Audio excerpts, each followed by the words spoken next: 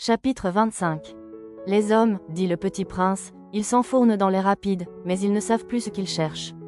Alors ils s'agitent et tournent en rond. Et il ajouta, « Ce n'est pas la peine. Le puits que nous avions atteint ne ressemblait pas aux puits sahariens. Les puits sahariens sont de simples trous creusés dans le sable. Celui-là ressemblait à un puits de village.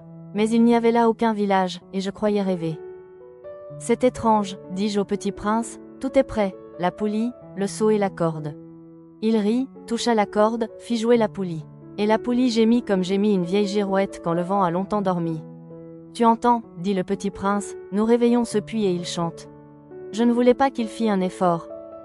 Laisse-moi faire, lui dis-je, c'est trop lourd pour toi. Lentement je hissai le seau jusqu'à la margelle. Je l'y installai bien d'aplomb. Dans mes oreilles durait le chant de la poulie et, dans l'eau qui tremblait encore, je voyais trembler le soleil.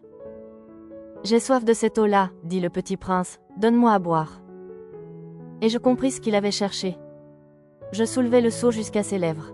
Il but, les yeux fermés. C'était doux comme une fête. Cette eau était bien autre chose qu'un aliment. Elle était née de la marche sous les étoiles, du chant de la poulie, de l'effort de mes bras. Elle était bonne pour le cœur, comme un cadeau. Lorsque j'étais petit garçon, la lumière de l'arbre de Noël, la musique de la messe de minuit, la douceur des sourires faisaient ainsi tout le rayonnement du cadeau de Noël que je recevais. Les hommes de chez toi, dit le petit prince, cultivent 5000 roses dans un même jardin, et ils n'y trouvent pas ce qu'ils cherchent. Ils ne le trouvent pas, répondis-je.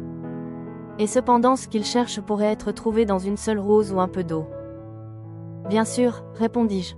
Et le petit prince ajouta, mais les yeux sont aveugles. Il faut chercher avec le cœur. J'avais bu, je respirais bien, l'eau sable, au lever du jour, et couleur de miel. J'étais heureux aussi de cette couleur de miel. Pourquoi fallait-il que j'eusse de la peine? Il faut que tu tiennes ta promesse, me dit doucement le petit prince, qui, de nouveau, s'était assis auprès de moi. Quelle promesse? Tu sais, une muselière pour mon mouton. Je suis responsable de cette fleur. Je sortis de ma poche mes ébauches de dessin. Le petit prince les aperçut et dit en riant. Tes baobabs, ils ressemblent un peu à des choux. Oh! Moi qui étais si fier des baobabs. Ton renard, ses oreilles, elles ressemblent un peu à des cornes, et elles sont trop longues. Et il rit encore. Tu es injuste, petit bonhomme, je ne savais rien dessiner que les boas fermés et les boas ouverts. Oh, ça ira, dit-il, les enfants savent. Je crayonnai donc une muselière. Et j'eus le cœur serré en la lui donnant. Tu as des projets que j'ignore. Mais il ne me répondit pas. Il me dit. Tu sais, ma chute sur la terre, c'en sera demain l'anniversaire. Puis, après un silence il dit encore, j'étais tombé tout près d'ici. Et il rougit, et de nouveau, sans comprendre pourquoi, j'éprouvais un chagrin bizarre. Cependant une question me vint. Alors ce n'est pas par hasard que, le matin où je t'ai connu, il y a 8 jours, tu te promenais comme ça, tout seul, à 1000 milles de toutes les régions habitées. Tu retournais vers le point de ta chute? Le petit prince rougit encore. Et j'ajoutais, en hésitant. À cause, peut-être, de l'anniversaire?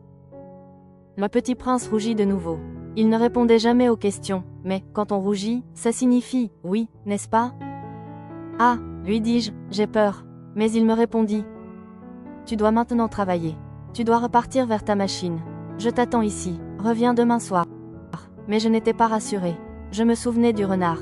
On risque de pleurer un peu si l'on s'est laissé apprivoiser.